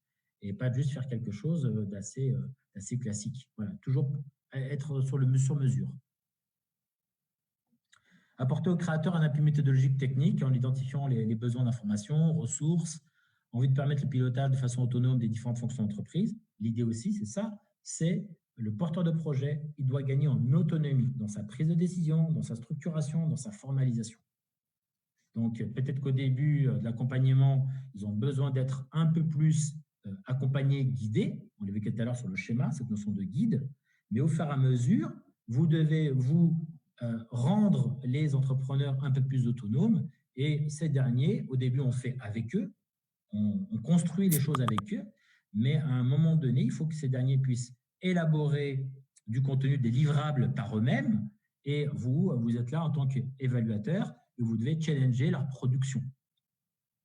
Donc, vous devez apprécier aussi leur autonomie, leur capacité, en tout cas, à prendre des décisions et à se challenger. Et en tout cas, à s'appuyer sur les outils d'analyse qu'ils ont co-construits avec vous. Il ne faut pas créer un lien de dépendance avec la structure, en tout cas avec l'opérateur d'accompagnement. Au bout d'un moment, ils ont tellement l'habitude d'écouter que pour toute décision, ils vous sollicitent en permanence pour un recrutement, pour une collaboration, etc. Est-ce que je dois prendre un stagiaire, pas stagiaire? Enfin, ils vous sollicitent pour tout et ils doivent aussi, à un moment donné, couper un peu le cordon ombilical avec vous pour qu'ils puissent être amenés par la suite en tant que dirigeants au vu des éléments de diagnostic et de prise d'information, prendre la bonne décision pour leur propre structure. Donc, vous devez vraiment veiller à ça en tout cas à partir de la moitié de votre accompagnement et surtout la dernière phase d'accompagnement sur le degré d'autonomie. Et c'est pour ça que quand il y a des bonnes pratiques avec des anciens qui viennent témoigner et comment un peu ils se sont émancipés de la structure et qu'ils ont réussi à voler de leurs propres ailes, c'est très, très important. Parce qu'à un moment donné, il faut quitter le nid d'accompagnement, donc l'incubation ou tout autre programme d'accompagnement, d'insister sur ce degré d'autonomie. L'accompagnateur, je voulais aussi vous alerter sur ce point-là, l'accompagnateur doit aussi avoir une posture de networker. Vous n'êtes pas un simple accompagnateur, vous devez vous-même, on l'évoquait tout à l'heure, avoir un carnet d'adresses, vous devez identifier les ressources de votre écosystème, être alerte également sur la relation que vous allez conserver, garder, renforcer avec vos anciens porteurs de projets, passés ou pas à l'acte, présent aussi sur les outils digitaux, plateformes LinkedIn ou autres, Twitter, etc., pour à la fois prendre de l'information, mais également en partager. Donc ça, c'est vraiment essentiel. L'accompagnateur aujourd'hui, c'est un accompagnateur networker. C'est un réseauteur. Vous devez être un très, très, très bon réseauteur. Vous avez également une posture à adopter qui est indispensable, qui est celle de connecteur. Donc, je dis toujours, avoir un carnet d'adresse, c'est bien, mais il faut le savoir l'utiliser. Vous devez faire vivre votre réseau et vous devez devenir un connecteur. C'est-à-dire que vous devez passer votre temps à mettre en relation les gens qui ont quelque chose à se raconter, quelque chose à s'apporter mutuellement. Et vous, vous êtes la personne, entre guillemets, référente de tous ces individus de votre écosystème. Donc, vous êtes ce maillon. À vous de créer, en tout cas, cette jonction de gens qui ne se connaissent pas, mais qui vous connaissent, vous, en tant que dénominateur commun. Et vous devez, en permanence, créer des opportunités de connexion, en tout cas, à votre réseau, porteurs de projets, experts, anciens. Voilà, vous devez en permanence, pourquoi pas agence, prestataire, qui peut les aider sur un cahier des charges technique, pour un site internet et autres. Voilà. Et on va aussi venir vous chercher dans votre structure d'accompagnement pour votre capacité aussi à connecter. Tu ne connaîtrais pas quelqu'un qui sait faire ci, qui sait faire ça, qui a déjà fait ci, qui a déjà vécu ce genre d'expérience, qui a déjà répondu à un appel d'offres ministériel ou je ne sais quoi, ou local, régional d'une collectivité. Voilà, parce que les gens vont toujours rechercher un retour d'expérience, une bonne pratique. Là, Imen est de retour. Elle a eu un problème, je pense, avec le micro. Est-ce que tu peux essayer? Est-ce que vous pouvez essayer, Imen, maintenant? Réactivez votre unmutez-vous, voilà. Je pense que là, c'est bon. Oui. Voilà, très bien. Vous pouvez poser votre question oralement. Voilà, donc comme je vous ai dit, donc M. Majid a déjà répondu à ma question qui était par rapport aux items du programme d'accompagnement. Je voulais savoir si on doit aussi orienter et aussi accompagner l'entrepreneur dans tout ce qui est lié aux soft skills. Oui. Et il a déjà parlé de ça, donc il a dit qu'on doit avancer avec l'entrepreneur, non seulement sur la partie technique liée au projet, mais aussi on doit s'intéresser à l'individu lui-même. Mais je voulais savoir aussi, est-ce que c'est aussi important? Imen, excusez-moi, surtout quand il s'agit de femmes qui entreprennent. D'accord. Et très important. Je travaille sur l'entrepreneuriat féminin. Non, mais je travaille sur l'entrepreneuriat féminin depuis 2007. L'idée, c'est de voir, entre guillemets, qu'est-ce qui les motive. C'est quoi, quelle est l'énergie qu'elles veulent mettre sur ce projet? C'est quoi leur ambition? Est-ce qu'elles veulent se prouver des choses à elles-mêmes? Est-ce que, vous voyez, c'est aller chercher leur motivation première. D'accord. Et vous en servir comme levier. Et en quoi ça peut, on va dire, pas valoriser le programme d'accompagnement, mais en quoi ça peut nous aider par la suite? C'est comprendre son état d'esprit. Dans quel état d'esprit elle vous rejoint pour monter ce projet. Derrière ce projet, il peut y avoir d'autres ambitions, d'autres envies. Au contraire, peut-être des envies peut-être refoulées, voire même des ambitions qu'elle n'ose pas afficher. D'accord. J'ai accompagné des femmes qui venaient pour créer leur emploi, par exemple. Vous voyez, qui venaient juste pour créer un business, mais qui allait juste leur permettre d'en vivre. C'est très bien, c'est très louable. Mais elles se refusaient d'avoir une ambition plus forte que ça. Donc, c'est à vous aussi d'être pour leur dire, mais ce que tu montes là, c'est génial. Pourquoi est-ce que tu n'en ferais pas plusieurs à terme? C'est comme ça que j'ai convaincu une femme de monter un réseau de crèches, par exemple. Alors que ce n'était pas du tout son projet initial. C'était de monter une crèche. Et je lui dis, votre concept est génial, vous pouvez le modéliser et pourquoi pas porter ce concept à d'autres femmes qui cherchent des projets et pouvez pourquoi pas le mettre en franchise. Vous voyez? C'est-à-dire que l'ambition, quand même, qui est un mot féminin, les femmes n'osent pas en avoir. Et il est important que les structures d'accompagnement puissent encourager, challenger. Donc, moi, je fais toujours 2 versions de projet. Je fais la première version qui était la version attendue par ma créatrice. Et après, je lui dis, vous savez quoi, on va s'amuser un peu. On va essayer de se projeter dans l'absolu. Et souvent, la vérité entre les deux. D'accord. Beaucoup d'autocensure. Oui. Et on doit donc aborder ces points-là et ces volets dès le début, ou est-ce que ce n'est pas aussi primordial et indispensable? Non, via un groupe de parole. où on ne parle pas de projet, on dit voilà, qu'est-ce qui te motive à entreprendre? Pourquoi tu as lâché le salariat? Le salariat, il y a peut-être eu ce fameux plafond de verre où on n'évolue pas. Même en France, il y a un écart de salaire de facile 18 à 20-22% entre un homme et une femme à compétence égale, à diplôme égal. Vous voyez? Donc, qu'est-ce qui la motive? Peut-être qu'elle était dans un grand groupe, parce qu'elle a fait de très, très belles études, peut-être même un doctorat ou autre, et que peut-être que des opportunités d'évolution se sont raréfiées, je dirais, dans son entreprise, et qu'à un moment donné, elle s'est dit, j'ai envie quitte à m'investir, à travailler 12 heures par jour, autant travailler pour moi-même. Vous voyez? C'est comprendre, entre guillemets, sa flamme, comprendre sa flamme. D'accord. Et les points d'amélioration détectés lors de ces entretiens-là, est-ce qu'on doit les traiter au fur et à mesure lors de séances, peut-être qui se focalisent sur la stratégie, ou bien est-ce qu'on doit dédier vraiment un programme spécifique pour ces thématiques? Oui, il faut qu'il y ait un thème dédié qui est dire, entre guillemets, devenir entrepreneur. Ça peut être un atelier qui s'appelle devenir entrepreneur. On ne parle pas bien du projet. Son projet ou… Non, c'est devenir entrepreneur, c'est-à-dire c'est vraiment endosser ce costume. Il y a l'ascenseur émotionnel. Il y a des jours où malheureusement il n'y a rien qui marche, on a beaucoup de mauvaises réponses, de retours négatifs. Enfin voilà, notre concept ne trouve pas sa place. Donc on peut avoir des hauts et des bas. Donc comment gérer l'ascenseur émotionnel? Son rapport au temps, son rapport à la gestion des priorités, son rapport à l'argent. C'est aussi un point clé. Quelqu'un qui gagnait très bien sa vie avant, peut-être que pendant les 18-24 premiers mois d'activité de son aventure entrepreneuriale, les ressources ne sont pas les mêmes. D'accord. Et comme vous savez, donc les profils se diffèrent. Donc chaque entrepreneur, il y a donc on va dire pas des failles, mais des peurs peut-être ou donc des faiblesses liées à la personne.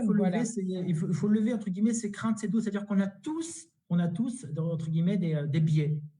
Des biais cognitifs, des biais culturels, sociologiques, voilà, liés à notre histoire, liés à la place de notre fratrie. Enfin, il y a plein de choses de l'ordre psychologique et de notre propre storytelling. Donc, c'est aussi un coach, des vrais professionnels, attention, il ne faut pas faire ça avec n'importe qui, des vrais coachs certifiés, professionnels qui sont capables d'accompagner l'humain. D'accord. Et on peut travailler en collectif, c'est-à-dire est-ce qu'on peut regrouper tous les entrepreneurs accompagnés et leur dédier donc des séances spécifiques. Vous les mettez en cercle, comme un groupe de parole, et on met sur la table, voilà. Et alors, pourquoi pas, moi, je travaille beaucoup sur la météo, l'humeur de l'entrepreneur. C'est quoi ta météo du jour? On met un soleil, on met un petit nuage, on met carrément un orage, on met la pluie, et chacun dit voilà, grosso modo, ma semaine ou quelle est ma météo, pour qu'il puisse mettre des mots sur ses émotions. Ok. C'est clair. Merci beaucoup. Et après, quand il y a des choses plus personnelles, des choses un peu plus difficiles à aborder en collectif, peut-être que le coach organisera des séances plus individualisées. Mais avec le groupe, la parole se libère plus facilement. Peut-être qu'il y a des choses que nous n'osons pas mettre sur la table et quelqu'un arrive et parce qu'une personnalité, etc., et aborde le sujet. On se dit pourquoi pas moi. Vous voyez, il y a aussi s'identifier un peu aux trajectoires des autres. C'est très, très intéressant. On ne se compare pas, attention. On s'identifie ou pas à des trajectoires. Ouais. Très bien. Les team building? Oui, ça rejoint des éléments de team building, mais le team building, il est plus lié, pourquoi pas, à la cohésion de groupe par rapport à votre promotion pour qu'ils vivent, elles vivent une belle aventure pendant les 6, 12, 9 mois, qu'ils soient solidaires entre eux. Mais quand on parle team building, c'est plus par moment, travailler sur la cohésion de l'équipe fondatrice. Parce que par moment, il peut y avoir un instant T, peut-être des divergences en termes de vision ou de stratégie. Est-ce que c'est intéressant de regrouper les entrepreneurs accompagnés, les équipes des entrepreneurs accompagnés, les différentes équipes? Alors, ça dépend. Parfois, il faut faire venir toute l'équipe. Parfois, s'il y a un gérant majoritaire, c'est-à-dire un leader qui est là, si lui-même il se dit tiens, je ne me sens pas légitime ou j'ai un manque de confiance en moi, il n'a peut-être pas envie de l'exprimer devant ses associés. Non, moi je parlais, M. Magid, de regrouper parce que, par exemple, nous on accompagne, on va dire, une dizaine d'entrepreneurs, de porteurs de projets. Est-ce que ça serait intéressant de les regrouper en un événement de team building qui regroupe les différentes équipes de ces différents entrepreneurs? Oui, bien sûr. Parce qu'il faut juste clarifier l'objectif. C'est quoi l'objectif? Si l'objectif, c'est du team building et de la cohésion, et le sentiment d'appartenance aussi à votre structure d'accompagnement, etc., pour en faire aussi des ambassadeurs et qui se sentent à l'aise, l'objectif, il est clair. Oui, il faut ouvrir. Si c'est ensuite pour exprimer des éléments de posture, des éléments d'aisance ou des éléments de mal-être, c'est difficile en tout cas que le leader d'un projet entrepreneurial exprime son manque de confiance ou ses doutes devant les collaborateurs de son équipe. Oui, d'accord. Oui, c'est un peu délicat, vous avez raison. Il faut pas casser son leadership. Oui, il faut clarifier dès le début donc l'objectif. Exactement. Voilà, merci beaucoup, c'est très clair. Et est-ce qu'on aura accès aux outils, là, les grilles, je trouve très intéressant, très bien développé. Moi, je transmettrai ce qu'on me demandera de transmettre, il n'y a pas de problème. D'accord, merci beaucoup. Donc, on évoquait tout à l'heure le rôle du connecteur, l'accompagnateur connecteur qui doit vraiment identifier, puiser sur l'ensemble de ses ressources et passer son temps continuellement à faire ce travail de connecteur. Et en l'occurrence, moi, j'ai monté mon premier club en 2001 à la Chambre de commerce de Paris et j'en ai monté une dizaine. J'ai participé à la construction d'une dizaine de clubs d'entrepreneurs. Et il y a un vrai rôle à endosser d'accompagnateur réseauteur, d'accompagnateur connecteur. Et c'est ce qui va aussi renforcer votre expertise et votre visibilité au sein de votre communauté. Il faut qu'on vous identifie comme ça. Et pour moi, la posture ultime qui se fait tout au long, c'est à vous aussi de vous questionner sur votre métier d'accompagnateur, accompagnatrice à l'entrepreneuriat, c'est d'arriver à ce rôle d'animateur, maître de l'animation, maître de l'âme, en tout cas dans votre façon d'accompagner, tant individuellement que collectivement, et vous devez être en capacité d'animer vos micro-communautés. C'est-à-dire la promotion avec les 15 entrepreneurs que vous accompagnez durant une promotion de 6-9 mois, mais c'est aussi animer votre communauté d'anciens, parce que vous avez toujours cette capacité à leur délivrer de l'information, de la veille. Vous avez trouvé un article intéressant sur, on parlait tout à l'heure des crèches privées, bah, tiens, ça c'est intéressant, je vais envoyer à telle personne parce que je sais qu'elle est sur ce sujet-là. C'est continuellement partager de l'information et mettre les gens en relation, à la fois sur une promotion à l'instant T, mais aussi sur mes anciens et mes experts aussi, mes financeurs, mais les collectivités territoriales, les acteurs publics. Donc, les différentes typologies des parties prenantes de mon écosystème, je dois, moi, sur chacune de mes micro-communautés, avoir un rôle d'animation. Et je fais également des passerelles entre mes micro-communautés, continuellement. Il y a nécessité à un moment donné, peut-être sur des grands moments, de réunir, moi, ma famille, mes communautés, au sens large, lors d'un grand moment de, pourquoi pas, de présentation d'une promotion, célébrer mon 5e anniversaire, mon 10e anniversaire, lancer un nouveau dispositif, pour comme ça que mes différentes communautés en prennent conscience et qu'elles puissent aussi être des promoteurs et des ambassadeurs, en tout cas de ces dispositifs, des relais très importants aussi pour votre viralité et votre présence, et votre notoriété. Et ça, c'est vraiment des éléments clés. C'est vos micro-communautés en termes d'animation. De l'orientation à l'animation.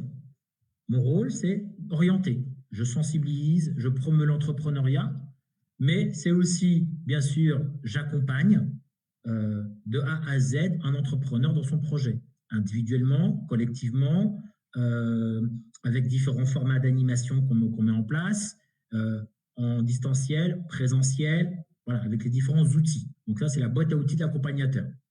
Mais j'ai aussi cette posture de networker. Je dois networker, je dois aussi connecter et je dois, au sens large du terme, au sens noble du terme, mettre de l'âme, animer mes micro-communautés. Donc, c'est un véritable engagement, en tout cas, dans la communauté. Adapter ces postures, pour moi, il faut que l'accompagnateur que vous êtes devienne, vous devez mimer, singer les entrepreneurs que vous accompagnez. Vous-même, vous devez devenir une forme d'entrepreneur réincarné. C'est-à-dire que vous êtes un accompagnateur qui réfléchit comme un entrepreneur. Souvent, quand vous êtes vous-même, vous avez un background entrepreneur, vous êtes pas entrepreneur, entre guillemets, la question ne se pose pas. Mais quand vous êtes dans des structures, voire même pourquoi pas publiques, moi-même j'étais dans une structure parapublique, une chambre de commerce, rapidement, voilà, j'ai endossé ce rôle d'animateur, mais surtout d'intrapreneur. C'est-à-dire que j'étais un entrepreneur de l'intérieur au sein d'une structure déjà existante. Je n'ai pas créé à l'époque ma propre structure, mais j'ai été fort d'initiative, j'ai été créatif, je me suis engagé, j'ai initié des choses qui n'existaient pas pour répondre à des besoins express de mes entrepreneurs. Donc, c'est aussi co-construire votre offre d'accompagnement en fonction des attentes de vos clients, de vos cibles, comme un entrepreneur le ferait pour, entre guillemets, son propre business. Donc, vous devez vous incarner aussi ce rôle d'intrapreneur. C'est très, très important. Vous devez être un couteau suisse, à la fois structure d'orientation et d'accompagnement, réseauteur, connecteur, de l'animation, et en même temps, quelqu'un qui est à l'écoute des besoins spécifiques de ces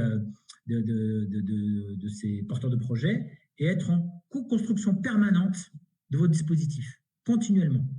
Donc, il y a nécessité de mettre du team building, il y a nécessité de renforcer la dimension individuelle avec plus d'experts, il y a la nécessité de créer une relation avec des rôles modèles, avec des anciens qui vont venir témoigner régulièrement de leur passage à l'acte, qu'ils aient été ou pas accompagnés par une structure, mais aller chercher des entrepreneurs, pas forcément médiatiques, mais des gens, au contraire, qui ne sont pas du tout médiatisés, mais qui ont une aventure entrepreneuriale extraordinaire et qui vont venir raconter.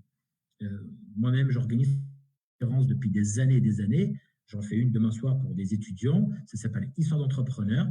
Et je vais aller chercher des entrepreneurs dans les différents concours de pitch que je peux organiser sur des grands salons ou autres. Des gens qui ont en tout cas une trajectoire singulière, une aventure particulière à raconter, que ce soit des échecs, que ce soit des réussites entrepreneuriales, que ce soit un rebond entrepreneurial, que ce soit être une femme dans un milieu d'hommes, dans un secteur particulier, ou inversement.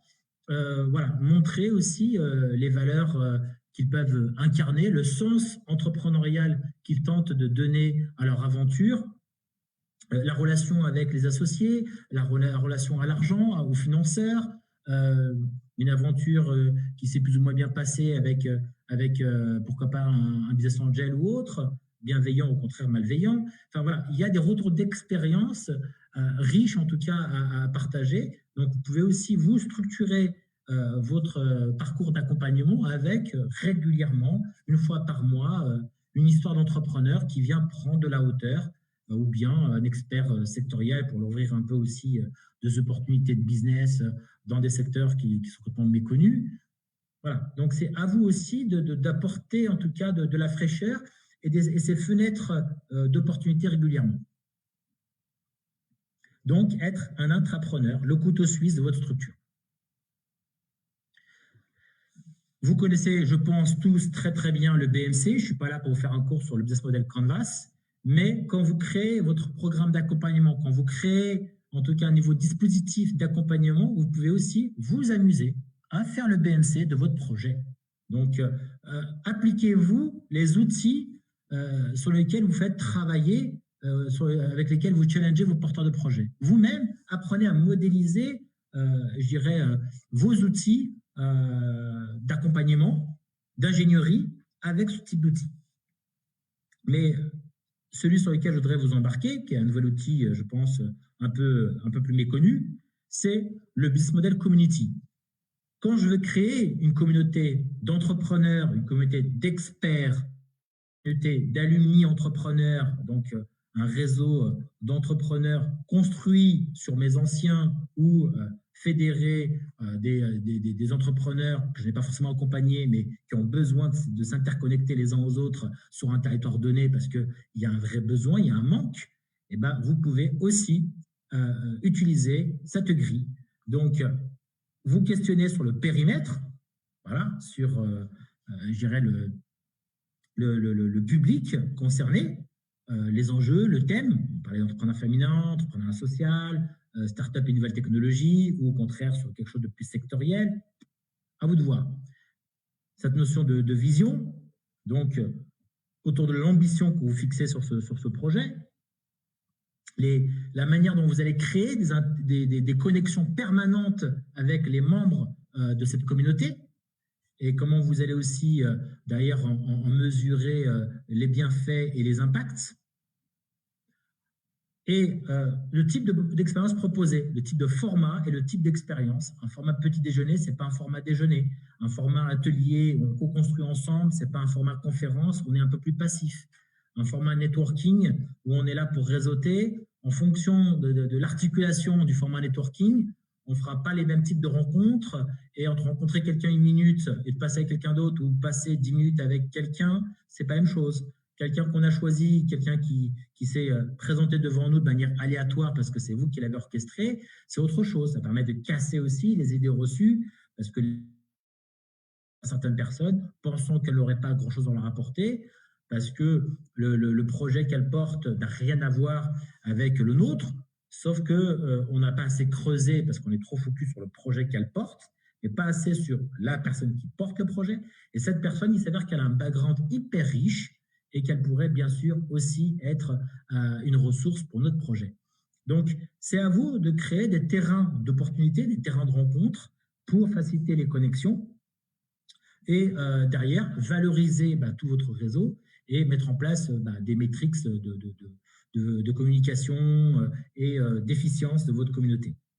Voilà un peu un nouvel outil, en tout cas, que je vous propose d'utiliser, de modéliser pour la construction de vos communautés, que ce soit communauté d'entrepreneurs, communauté de parrains, de mentors ou d'experts, voilà, sur vos micro-communautés que vous serez amenés à co-construire et à interconnecter lors de grands moments forts de votre structure.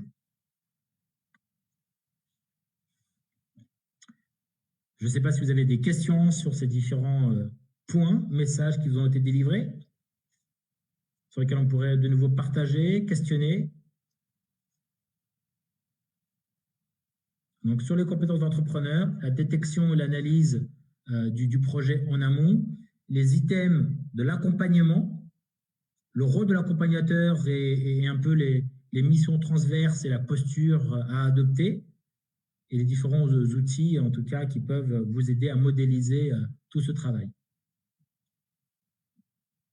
Est-ce que les équipes de Smart Capital sont toujours connectées?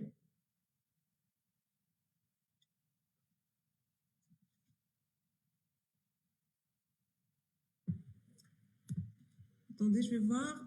Pas de questions. Il n'y a aucune question ici. Sur Facebook aussi, il y a eu de l'audience, mais ils n'ont pas été très encouragés à poser des questions, je pense. Si vous nous entendez, n'hésitez pas à nous faire part de vos questions, les amis. Sinon, c'est moi qui pose des questions. Pas de problème. Il y avait énormément d'éléments qui étaient très intéressants en termes de réflexion. Mais le problème, c'est l'accès au financement, même en termes techniques. Et donc, je pense que qui est très lié, je pense, à l'ambition que vous avez nommée, les grilles d'évaluation dessus. Comment structurer et avoir un rapport un peu plus cadré avec les entrepreneurs, parce que sur lesquels il faudrait travailler pour vraiment accélérer les femmes qui font un travail extraordinaire au niveau de l'accompagnement et qui se donnent, je pense, en termes de ressources et en termes de temps, ils se donnent à 100%. Mais après, on a toujours besoin de structurer, de cadrer pour voir réellement quel a été l'impact réalisé auprès de cette audience. Surtout qu'on doit rendre des comptes aux financeurs, puisque s'il y a des financements publics, etc., à un moment donné, voire même, il faudrait que ces outils soient imposés par les bailleurs de fonds, donc les financeurs, et en l'occurrence, Smart Capital a un rôle à jouer dans la structuration de cet écosystème, pour aussi normer l'accompagnement. Je parle en l'occurrence de l'Algérie qui est en train de mettre en place des dispositifs d'accompagnement avec une sorte de labellisation autour de notion d'incubateur. Aujourd'hui, même en France, d'un incubateur à l'autre, entre guillemets, rien n'est normé en termes de structuration. Donc, vous n'avez pas forcément la même qualité de service. Donc, il faudrait aussi, à un moment donné, labelliser des structures d'accompagnement en disant, voilà, elles sont labellisées, donc on se porte garant du process d'accompagnement. Oui. Donc, sur son efficience, mais aussi sur la bienveillance, sur voilà, la posture de l'accompagnement mis en place et sur, entre guillemets, les objectifs qu'on s'assigne. Au-delà de dire on force au passage à l'acte les porteurs de projets, non. L'idée, c'est de les faire grandir. C'est ça qui est important. Il faut que le fait d'avoir travaillé pendant 6 mois, 1 an sur un projet entrepreneurial, il faut qu'on ait l'impression d'avoir progressé, d'avoir appris des choses. Donc, il faut aussi mettre des mots, des notions sur ces apprentissages. Et là, c'est ma casquette d'enseignant. Mais avant d'être enseignant, j'étais d'abord conseiller en création. Et l'enseignement est une passion et j'en ai fait aujourd'hui mon métier. Mais voilà, il faut arriver à faire le bilan entrepreneurial d'une aventure. Il y a ici une question de Ahlem. Attendez, je vais essayer de… Bon, je vais vous la poser. Comment créer une synergie des dynamiques des entrepreneurs en France et à l'international pour booster l'accompagnement des entrepreneurs? Alors, ça tombe bien. On parle de Tunisie. Je suis intervenu au réseau ATUJ, les associations des Tunisiens des grandes écoles. Je ne sais pas si vous connaissez ce réseau. C'est un réseau d'une très grande qualité. Et voilà, il y a des réseaux comme ça qui permettent de fédérer la diaspora, entre guillemets, étudiante, ici en France, mais à Tuge, de ce type d'association, vous en avez, je dirais, sur d'autres territoires que le territoire français. Donc, c'est l'occasion, en tout cas, de créer un réseau comme ça international autour de la diaspora tunisienne.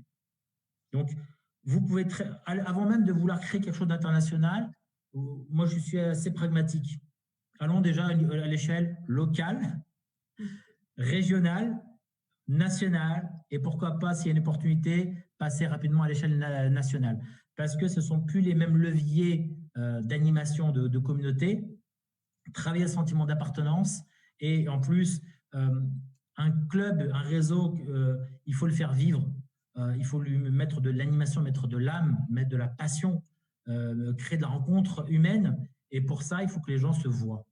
C'est très bien les webinaires, c'est très bien Zoom, c'est très bien, quelle que soit la plateforme utilisée, mais les gens, ils ont besoin de croiser leur regard, de serrer la main, de se parler, de se raconter, pour ensuite créer des relations, entre guillemets, fortes en vue de poursuivre, en tout cas, cette relation, qu'elle soit humaine ou qu'elle soit professionnelle. Donc, il y a vraiment créé des terrains de rencontre propices au développement des entreprises sur un territoire, avant même de réfléchir au national. Parce que si vous avez un problème d'échelle, malheureusement, l'animation sera plus complexe. Et aussi, créer une vraie équipe d'animation. Initier un club, c'est une chose, mais c'est quelque chose qui est assez chronophage. On y passe beaucoup, beaucoup de temps à animer un club. Quand vous avez sur le papier 80 inscrits et que vous faites une réunion, que vous avez 15 personnes qui viennent, c'est votre capacité à mobiliser, les capacités à les faire revenir et à créer aussi des formats d'animation originaux où vous allez les surprendre, où vous allez répondre à leurs questions, à leurs attentes en termes de rôle modèle. Parler des femmes, parler des jeunes, des seniors, peu importe les typologies.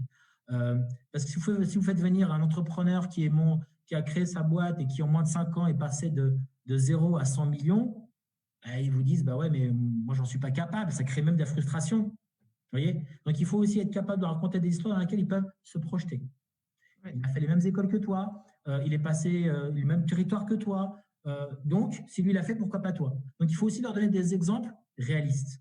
Et on ne peut pas créer Google du jour au lendemain, on ne peut pas être Mark Zuckerberg du jour au lendemain ou le futur Bill Gates. C'est toujours un peu compliqué et ça peut être assez décevant. Merci beaucoup. Je pense qu'on est là à la fin de la session. C'était un réel plaisir. On a beaucoup, beaucoup appris, vraiment.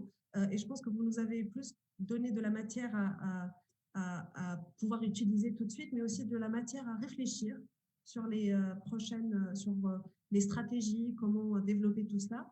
Je remercie aussi les participants qui étaient là avec la qualité des questions et je les remercie d'avoir déjà, même si la connexion avec des entrepreneurs internationaux, c'est une stratégie plutôt long-termiste, mais le fait d'y penser dès maintenant, je trouve ça excellent parce que dans tous les livres de comment construire un écosystème qui soit performant et comment vraiment aider les startups, la connexion avec des acteurs internationaux est vraiment très porteuse et très bénéfique pour et les acteurs et les entrepreneurs eux-mêmes. Donc, je vous remercie beaucoup. Je remercie tout le monde d'avoir été là. Je pense que le contenu va être partagé par Monsieur Yahyaoui avec l'équipe Expertise et Expertise France et Smart Capital que je vous remettrai tout de suite après à tous ces participants-là. Donc, je vous remercie. Je vous souhaite une excellente